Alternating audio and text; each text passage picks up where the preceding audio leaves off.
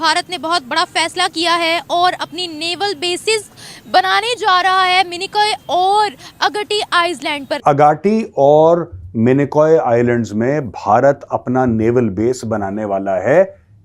तकरीबन यहां पे हैं अगाटी और मिनिकॉय आइलैंड्स। इस वक्त आपके पास टोटल रिजर्व जो है ना वो है 8 बिलियन, जो मेरा ख्याल है कि 2 महीने के लिए आपके इंपोर्ट के लिए बहुत कम है। Defence minister Rajnath Singh INS Vikramaditya और INS विक्रांत पर नेवल बेस का आगाज करेंगे, इनॉग्रेशन करेंगे। इससे मालदीव्स को बहुत ज्यादा मसला हो रहा है क्योंकि भारत अपनी मैरीटाइम सिक्योरिटी को और ज्यादा टाइट कर रहा है। जैसे कोलिशन गवर्नमेंट्स है ना दुनिया में, इंडिया में नरेंद्र मोदी हार्डली 20-21%, बाकी 11-12 जमातें जो हैं वो कोलिशन है। INS जटायु का इनॉग्रेशन होने वाला है और INS जटायु मिनिकॉय आइलैंड में इनॉग्रेट करेंगे in the first week of March. आज पाकिस्तान के लोग पाकिस्तान से मायूस हैं। मैं कल पढ़ रहा था कि कनाडा में बहुत सारे जो इंडियंस हैं PR लेने के बावजूद जो है वापस इंडिया जाने को तरजीह देते हैं क्योंकि उन्हें कनाडा से ज्यादा अच्छी अपॉर्चुनिटीज वापस इंडिया में मिल रही होती हैं। क्या कभी भारत का मुकाबला डट कर किया? Absolutely not. भारत का डट के मुकाबला कभी नहीं किया। क्यों करेंगे? क्योंकि हम एक चाय वाले का मुकाबला नहीं कर सकते। हम पढ़ी लिखी अवाम चाय वाले का मुकाबला नहीं कर सकते। क्यों करेंगे? क्योंकि हमारे अंदर का जमीन मर गया हुआ है। मैं आज से 20 साल पहले यही समझता था कि हम पाकिस्तान में रहेंगे, हम पाकिस्तान को ठीक करेंगे, हम यहाँ पर बेहतरी होगी। मैं आपसे ईमानदारी से कहता हूं कि पाकिस्तान को ठीक करना जो है वो पाकिस्तान की एस्टैब्लिशमेंट की प्रायोरिटी ही नहीं है। वो कहते हैं ना कि बाहर वालों से हम जीते नहीं, अंदर वालों से हम हारे नहीं। दूसरी कंट्री से हम जीत नहीं सकते, पाकिस्तान से हम हार नहीं सकते।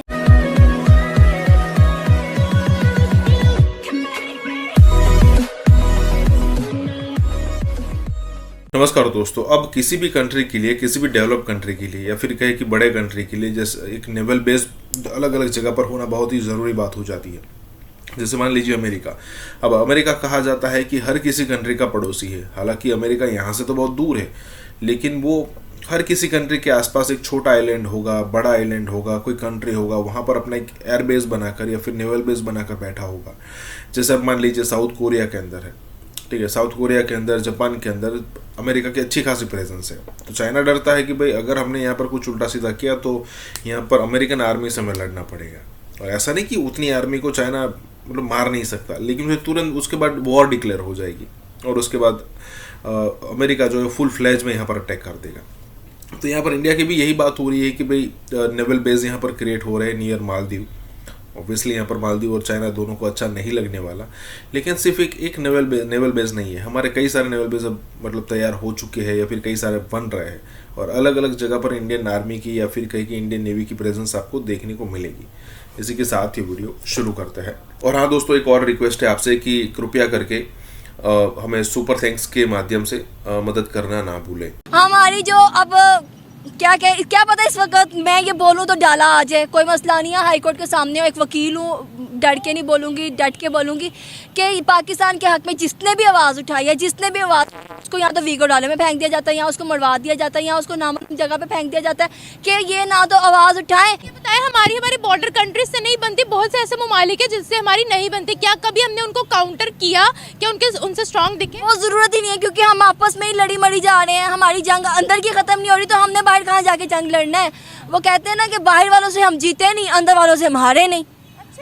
दूसरी कंट्री से हम जीत नहीं सकते, पाकिस्तान से हम हार नहीं सकते। ये मतलब इशारा मैंने किया, आप समझ सकते हैं, समझदार है आप माशाल्लाह, कि बाहर वालों से हम लड़ नहीं सकते, अंदर वालों को हम छोड़ नहीं सकते क्योंकि हम लोग कमज़ोर हैं। क्या हमने कभी भारत को काउंटर किया? क्या कभी भारत का मुकाबला डट कर किया? Absolutely not. Absolutely not. कैसे? कुछ कॉल है कि हम खड़े हो जाते हैं, हमारी मदद कीजिए, हमारी मदद कीजिए। भारत का डट के मुकाबला कभी नहीं किया। क्यों करेंगे? क्योंकि हम एक चाय वाले का मुकाबला नहीं कर सकते। हम पढ़ी लिखी अवाम चाय वाले का मुकाबला नहीं कर सकते। क्यों करेंगे? क्योंकि हमारे अंदर का ज़मीन मर गया हुआ है। जब आपके अंदर का ज़मीन मर जाए ना तो जितने मर्जी आपको, चाय वाले ने आज अपने मुल्क को कहां से कहां पहुंचा दिया कि हम नहीं उसका मुकाबला कर सकते, हम बाहर वालों से मुकाबला नहीं कर सकते, बाहर वालों का से लड़ नहीं सकते और अपनी कौम को हम छोड़ नहीं सकते। मगर अगर हम बात थोड़ी करें भारत की, हम मजहबी बात कर रहे हैं और उसके बाद हमने देखा कि अबू धाबी में एक बहुत शानदार मंदिर जो है वो तामीर किया गया, उसकी इनॉग्रेशन हुई। उसके साथ साथ हमने देखा कि भारत के प्राइम मिनिस्टर कतर पहुंचे और वहां पर जो नेवल ऑफिसर्स कैद थे उनको भी छोड़ा गया, ना सिर्फ ये रिहा किया गया बल्कि वो भारत भी पहुंच गए। इस वक्त भारत जो है वो एशिया जो है हमारी साइड जैसे कह लें कि उसमें सबसे आगे जा रही है। हम कुछ सीखते क्यों नहीं है भारत से? क्योंकि हम सीखना चाहते हैं, हम भारत की तरह तरक्की करना चाहते हैं, लेकिन भारत और पाकिस्तान में ये फर्क ये है कि भारत की जो फौज है वो पाकिस्तान भारत की पॉलिटिक्स के अंदर इन्वॉल्व नहीं होती है। भारत के अंदर इकोनॉमी जो है वो स्टेबल है, भारत के अंदर एक प्रॉपर जो इदारे हैं वो काम कर रहे हैं। पाकिस्तान जो है इस वक्त वेंटिलेटर के ऊपर पड़ा हुआ है और इस वेंटिलेटर के ऊपर जो डॉक्टर साहब हैं वो जनरल आसिम मुनीर साहब बने हुए हैं और जनरल आसिम मुनीर जिस तरह से मामलात को चलाने की कोशिश कर रहे हैं, ये वो फर्क है पाकिस्तान और भारत का। जब एक पॉलिटिकल बंदा मुल्क चलाता है तो डॉलर जो है वो कई सालों से 80-82 रुपए के ऊपर रहता है, लेकिन जब फौज मुल्क चलाती है तो फिर जो डॉलर है 105 से 300 रुपए भी क्रॉस कर जाता है और उस मुल्क के अंदर हाइपर इन्फ्लेशन होता है। उस मुल्क के अंदर बिजली के रेट बढ़ते हैं, गैस के रेट बढ़ते हैं, गाड़ियों के रेट बढ़ते हैं। तो आज पाकिस्तान के लोग पाकिस्तान से मायूस हैं। मैं कल पढ़ रहा था कि कनाडा में बहुत सारे जो इंडियंस हैं पीआर लेने के बावजूद जो है वापस इंडिया जाने को तरजीह देते हैं क्योंकि उन्हें कनाडा से ज्यादा अच्छी अपॉर्चुनिटीज वापस इंडिया में मिल रही होती हैं। लेकिन पाकिस्तान का एक एक बंदा इस वक्त 65 लाख पासपोर्ट जो है क्यू में लगे हुए हैं और पाकिस्तान से एक एक बंदा जो है वो वहां से निकलना चाहता है और जो नहीं निकल पा रहा वो अपनी किसी मजबूरी की वजह से निकल नहीं पा रहा, पाकिस्तान से मोहब्बत की वजह से वो पर नहीं बैठा हुआ। और आपने कहा है कि आपने प्राइम मिनिस्टर मोदी की बहुत सी स्पीचेस सुनी है, तो बीइंग अ लीडर के वो किस तरीके का अपने कंट्री के लिए साबित हुए हैं? बीइंग अ लीडर मुझे ऐसा लगता है कि वो बहुत आगे अपने कंट्री को लेकर जा रहे हैं। जैसे अभी हमने रिसेंट ये देखा कि उन्होंने चांद तक का सफ़र तय कर लिया है, तो मुझे तो लगता है कि वो काफ़ी जो स्टूडेंट्स हैं उनको मोटिवेट कर रहे हैं, उनको स्टडी की तरफ फोकस कर रहे हैं और उनका जाना भी ज़रूरी है। हमें वाकई इस फील्ड के लिए बहुत एजुकेशन की ज़रूरत है, तो मुझे लगता है वो अच्छा लीड कर रहे हैं और ऐसे लीडर होना चाहिए, हमारे पास भी होना चाहिए अगर कोई आने दे तो। प्राइम मिनिस्टर मोदी जैसा लीडर, विजन रखने वाला, विजन रखने, जिसका विजन हो, जो अपनी आवाम को, अपनी यूथ को, अपने लोगों को कोई गाइड कर रहा हो, कुछ समझा रहा हो, किसी तरफ ला रहा हो। वही बात है घूम फिर के कि उनके पास एटॉमिक पावर है, उनके पास यूथ एजुकेशन है, उनकी इकोनॉमी स्ट्रॉन्ग है, तो वो तो वहाँ डेवलपमेंट क्या हमसे ज़्यादा है?